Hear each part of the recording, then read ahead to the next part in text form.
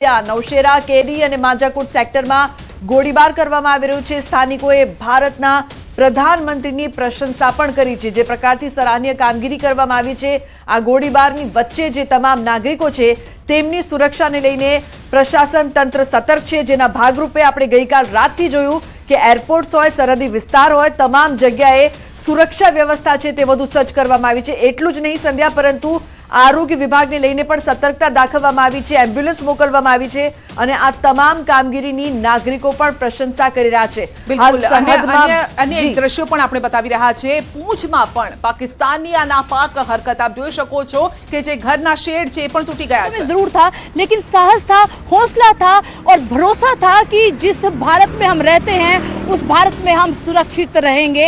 इस समय हम रजौरी में हैं और रजौरी में रात को 3 बार रेगुलर जो है वो कॉन्टिन्यूसली पहाड़ों से, ऊंची ऊंची पहाड़ों से, एलओसी से जो जम्मू और रजौरी के जो अलग अलग जिले हैं वहां पर भारी भरकम गोलाबारी हुई, आवाजें बहुत ज्यादा हुई, धमाके इतने बड़े थे कि लोग डर गए थे, लेकिन लोगों के हौसले यहाँ पे बुलंद थे। आपको बता दें, कुछ लोग इस समय हमारे साथ मौजूद हैं जो रात भर सोए नहीं हैं, रात भर जागते रहे हैं, लेकिन फिर भी उनका कहना है कि अगर हमारा भारत में हमारे जो देश के जो जवान हैं अगर वो नहीं होते तो सुरक्षित हम नहीं रहते। क्या कहेंगे आप?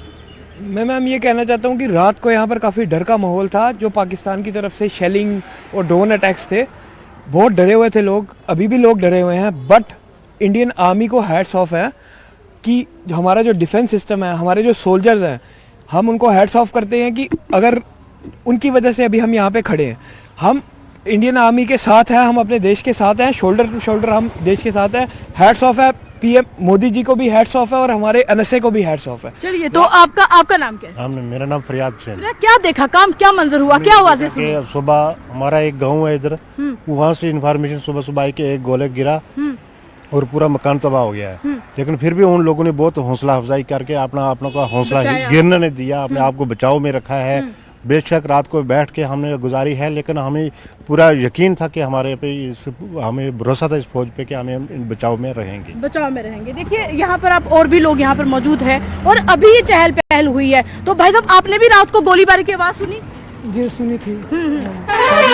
पाकिस्तान से सुनी आवाज? हाँ, सुनी थी हमने, आवाज तो सुनी थी। हाँ, तो डर लगा? डर तो लगा। डर लगा।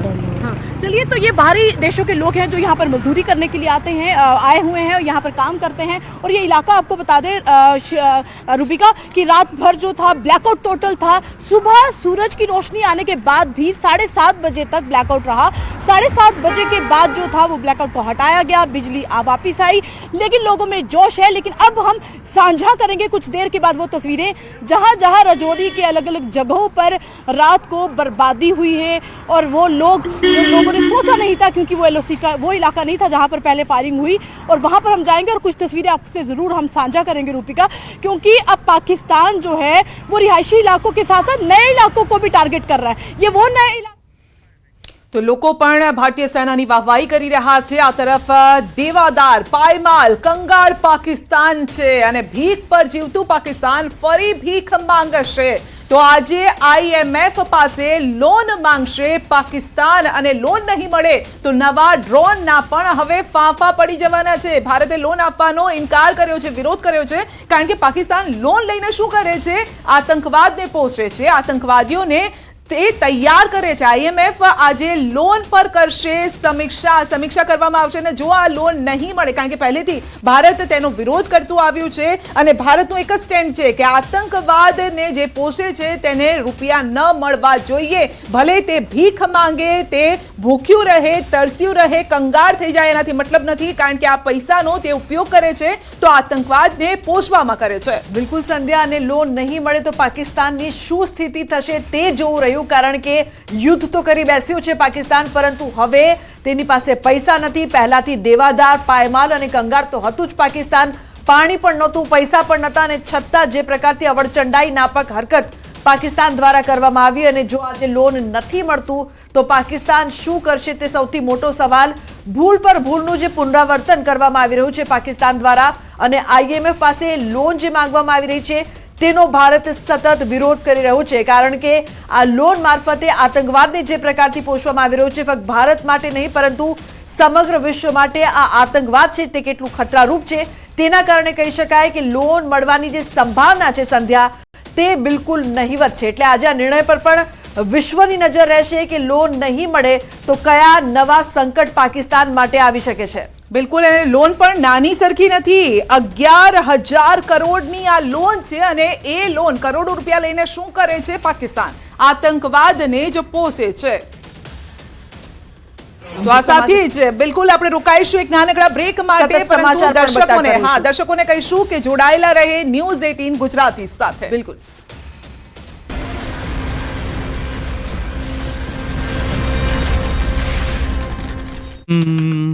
પાકિસ્તાનના પેશાવરમાં મોટા બ્લાસ્ટના અહેવાલ અત્યારે સંધ્યા પ્રાપ્ત થઈ રહ્યા છે. એક બાદ એક જે હલચલ છે તે વધી રહી છે અને પેશાવરમાં મોટો બ્લાસ્ટ થયો છે. એક બાદ એક પાકિસ્તાનના જે શહેરો છે, લાહોર હોય, કરાચી હોય, ઇસ્લામાબાદ હોય, ત્યાં પણ હુમલા. સિયાલકોટ, લાહોર બાદ હવે પેશાવરમાં ભારતનો મોટો હુમલો. પાકિસ્તાનના એક પણ મોટા શહેર છોડવામાં નથી આવી રહ્યા ભારતીય સેના દ્વારા.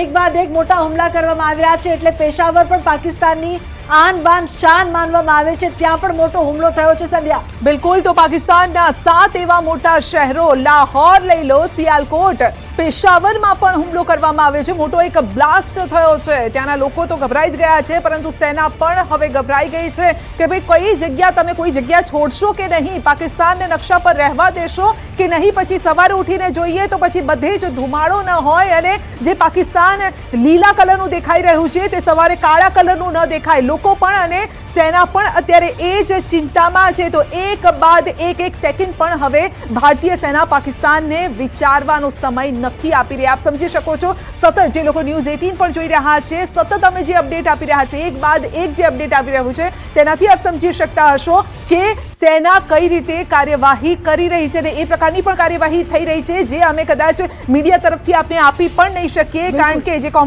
ઘણી એવી બાબતો હોય છે જે કોન્ફિડેન્શિયલ રાખવાની હોય છે, જેથી દુશ્મન દેશ હોય અથવા તો ત્યાં સુધી જે મેસેજ પહોંચાડતા હોય, જે મેસેન્જર હોય, એ લોકોને ખબર ન પડી જાય કે સેના શું કરે છે. એ માટે એવી પણ બાબતો ગુપ્ત રાખવાની હોય છે. પરંતુ જે થયું છે એ અમે આપને જણાવી રહ્યા છે કે પાકિસ્તાનના એવા શહેરો જે તે મોટા શહેરો માને છે અને તેમાં મોટી આબાદી પણ છે ને, એવા શહેરો સિયાલકોટ, લાહોર, પેશાવર, આ તમામ એવા શહેરો છે કે જ્યાં અત્યારે જોરદાર કાર્યવાહી ચાલી રહી છે. બિલકુલ, આજની વાત કરીશ સંધ્યા કે જે પ્રકારથી પાકિસ્તાન દ્વારા જમ્મુના એરપોર્ટને ટાર્ગેટ કરવામાં આવ્યું અને તેની જવાબી કાર્યવાહી આપ જુઓ. પાકિસ્તાનના કેટલા બધા શહેરો છે કે જે નેસ્તો નાબૂદ થવાની આરે છે, જેમાં પછી આપણે લાહોરની વાત કરીએ, ઇસ્લામાબાદની વાત કરીએ, પેશાવરની વાત કરીએ. એક જમ્મુ એરપોર્ટ પર હુમલો કરવાની જે ભૂલ છે તેમને કેટલી ભારે પડી છે અને હજુ પણ તેમની જે સ્થિતિ છે તે કથળી છે.